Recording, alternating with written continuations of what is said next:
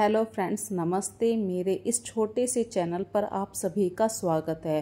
त्योहार आ चुके हैं और अपने ढंग से हम अपने छोटे से घर को किस तरीके से डेकोरेट करें या अपनी किचन को किस तरीके से ऑर्गेनाइज करें।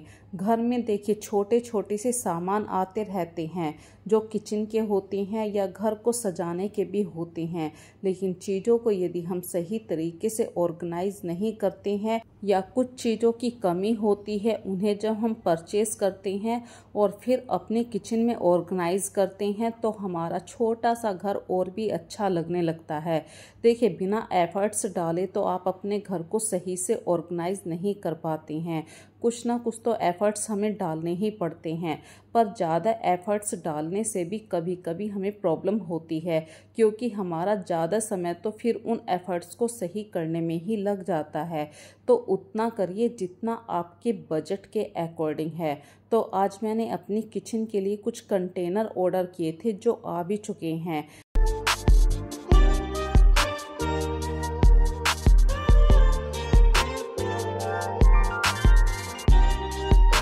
तो जब भी मन में ऐसे लगे ना कि सबसे पहले वे कंटेनर ही ओपन करने हैं, तो फ्रेंड्स उस समय आपको अपने मन पे थोड़ा सा कंट्रोल करना है। सबसे पहले आप बेसिक रूप से अपने घर को या अपनी किचन को अच्छी तरीके से नीट एंड क्लीन कर लीजिए। इससे क्या होगा कि आपका पूरा फोकस उस समय उस सामान को दिखाने में रहेगा। अदरवाइज कभी ना कभी आपके मन में एक बार ये आएगा, अरे मेरी किचन गंदी थी, मुझे ये काम पहले ऐसे करना था, फिर ये कंटेनर दिखाने थे। ऐसी छोटी छोटी सी बातों को जब आप दिमाग में रखते हैं तो आप पूरे फोकस से उस काम को नहीं कर पाते हैं। तो यहाँ पे देखिए, मेरे घर का टोटल काम हो चुका है, किचन साफ हो चुकी है और मैंने यहाँ पे अभी छोले बॉईल होने के लिए रख दिए हैं, क्योंकि छोले बॉईल होने में टाइम लगता है, जो आपको इस वीडियो के लास्ट में दिखाई देंगे। और जो कंटेनर मैंने मंगवाए हैं वे कंटेनर आप लोगों के साथ शेयर कर रही हूँ। तो ये बोरोसिल के कंटेनर हैं, रेक्टेंगल शेप में मैंने इन्हें ऑर्डर किया है। और सबसे अच्छी इनकी खास बात है, इनकी जो ट्रांसपेरेंसी बहुत ही अच्छी है। साथ में मैंने कुछ स्टिकर भी ऑर्डर किए थे ताकि लेबल करने में मुझे ज़्यादा टाइम ना लगे। बस जो भी स्पाइसेस मुझे भरने हैं या दालें भरनी है या ग्रोसरी भरनी है, उसे फिलअप करूं और तुरंत ही उस लेबल को लगा सकूं। इससे क्या है, मेरा बहुत सारा समय भी बच जाएगा। अदरवाइज जो वाइट कलर के स्टिकर होते हैं उनमें भी काफ़ी टाइम चला जाता है कि हमें देखना पड़ता है क्या स्पेलिंग है, इस बार हमें कैसे स्केच से लिखना है। तो मैंने इस बार कुछ स्टिकर भी ऑर्डर किए थे और मैंने फ्रेंड्स अपने बजट के अकॉर्डिंग ही ये कंटेनर ऑर्डर किए हैं। मैंने सिर्फ ये 4 कंटेनर अभी ऑर्डर किए हैं। और ये बात तो आप बहुत अच्छी तरीके से जानते हैं कि बोरोसिल की जो क्वालिटी होती है बहुत ही बेस्ट होती है।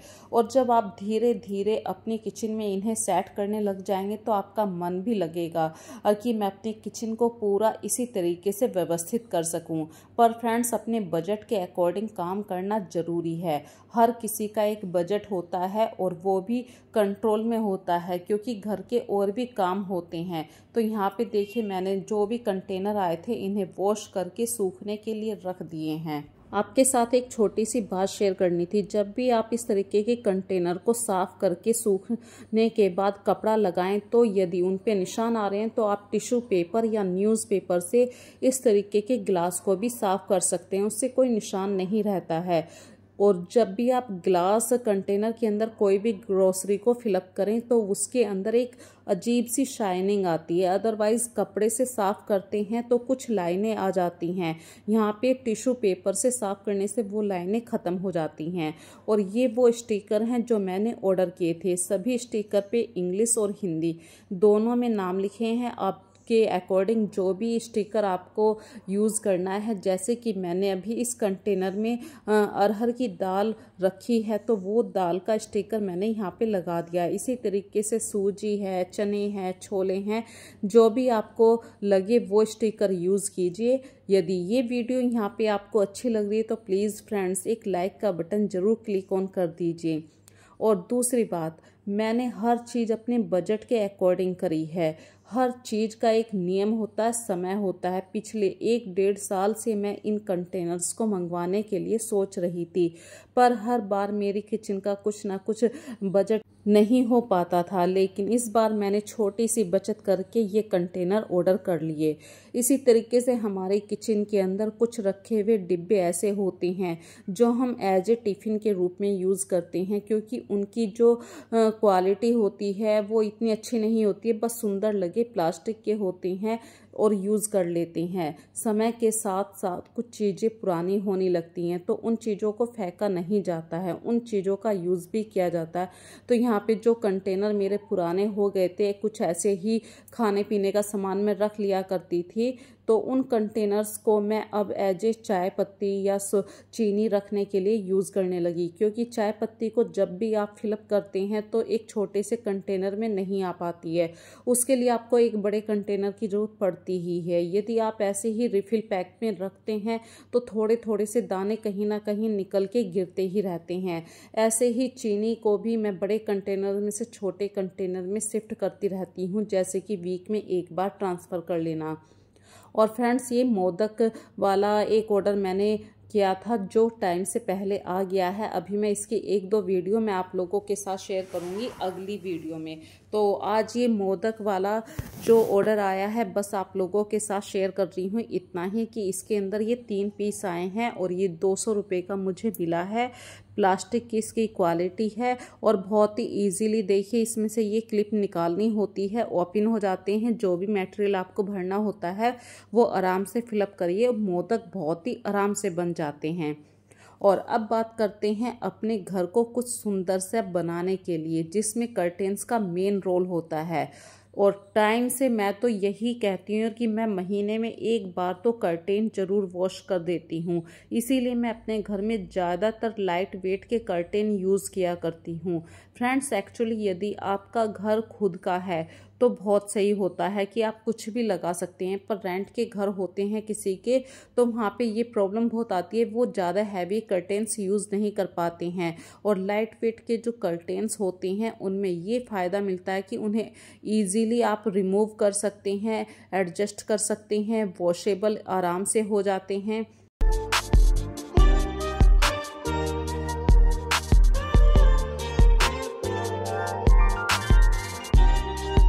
तो जैसे कि आपको पता है कि अभी बारिश का टाइम है, बारिश में आप अपने घर को कितना भी साफ कर लीजिए फिर भी एक स्मेल घर के अंदर हो ही जाती है। तो यहाँ पे देखिए, 1 महीने पहले मैंने अपने घर के कर्टेन्स चेंज करे थे। और ये मेन गेट के जो कर्टेन्स होते हैं, मैं अक्सर अपने मेन गेट पे कर्टेन्स लगा कर रखती हूँ, क्योंकि फ्रेंड्स मेरा जो मेन गेट है वो कुछ इस तरीके से कि जाली लगी हुई है, अक्सर धूल मिट्टी आती रहती है। और बारिश के दिनों में तो जैसे अभी बारिश भी आई है तो कुछ पानी की छींटें भी लगी हैं, जिसकी वजह से बहुत ज़्यादा कर्टेन्स ऐसे हो जाते हैं चिप चिप वाले। तो चीज़ों को यदि हम टाइम से चेंज कर देते हैं तो हमारा घर काफ़ी हद तक साफ रहता है। और आज सुबह फिर से बारिश हो रही थी तो मैं इन चीज़ों को नहीं सोचा करती हूँ। अगर चीज़ों को वॉश करने का आपने मन बना रखा है तो आप आराम से उन चीज़ों को धो सकते हैं। और मैं एक कर्टेन्स को एक ही जगह यूज़ नहीं करती हूँ, उन्हें कई जगह यूज़ कर लेती हूँ। जैसे कि इस बार मैंने ये कर्टेन्स यहाँ पे चेंज किए हैं, दूसरी बार, पिछली बार मैंने ये कर्टेन्स विंडो पे लगाए थे। इसी तरीके से मेरे घर में एक पेयर कर्टेन्स का ऐसा भी है जो मैक्रम के धागे का है, जो डेकोरेटिव आइटम है। और घर का जो ड्राइंग रूम का पार्टीशन वाला भाग है वहाँ पे मैं इन्हें एडजस्ट करती हूँ। एक्चुअली इस तरीके के जो कर्टेन्स होते हैं इन्हें वॉश करना बहुत ही मुश्किल होता है, क्योंकि जैसे ही आप इन्हें उतारते हैं तो ये इलझने का चांसेस इनका बहुत ज़्यादा रहता है। तो मैं क्या काम करती हूँ, जैसे ही कर्टेन्स उतारती हूँ तुरंत एक नोड लगा देती हूँ हर कर्टेन्स में।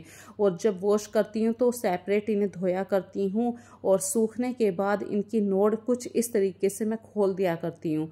वैसे आसानी से ये सुलझ भी जाते हैं क्योंकि इनकी लेंथ ज़्यादा लंबी नहीं है, लेकिन ड्राइंग रूम में इनको लगाने से आपका ड्राइंग रूम, सिंपल सा ड्राइंग रूम भी बहुत सुंदर लगता है। तो यहाँ पे मेरे ड्राइंग रूम में जो पार्टीशन वाला एरिया है वहाँ पे मैं इन कर्टेन्स का यूज़ करती हूँ।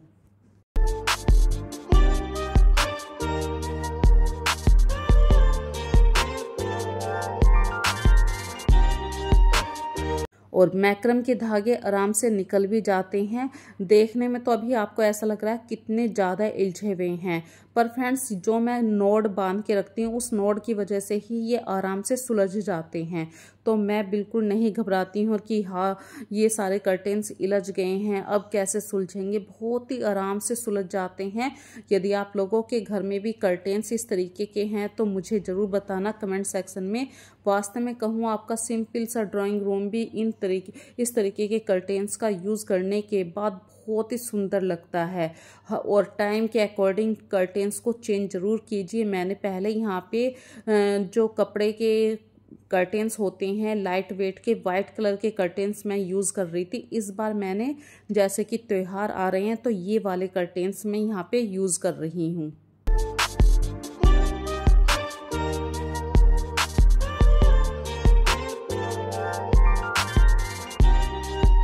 घर के काम एक तरफ होते हैं और किचन का काम एक तरफ होता है फ्रेंड्स। घर को आप कितना साफ कर रहे हैं कोई मायने नहीं रख रहा किसी और के लिए, सिर्फ ये बात आप लोगों के लिए मायने रखती है। दूसरे बंदे को टाइम से खाना चाहिए। तो ऐसे ही मेरे घर की भी कहानी है।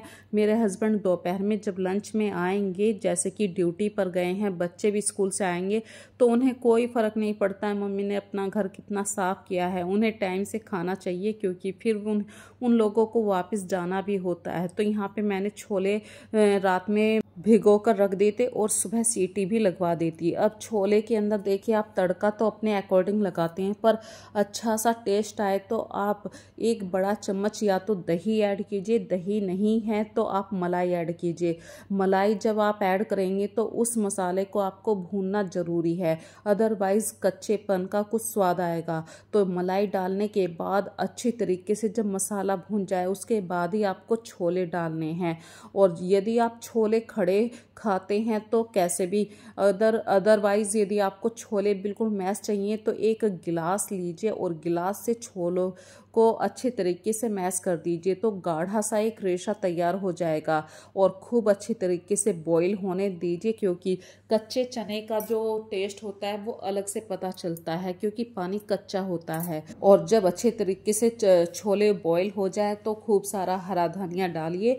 तो दोपहर के लंच में मैंने देखी कुछ चावल बनाए हैं, सलाद है, छोले, दही, और दही के साथ गुड़ जरूर रखा करती हूँ, और रोटी है।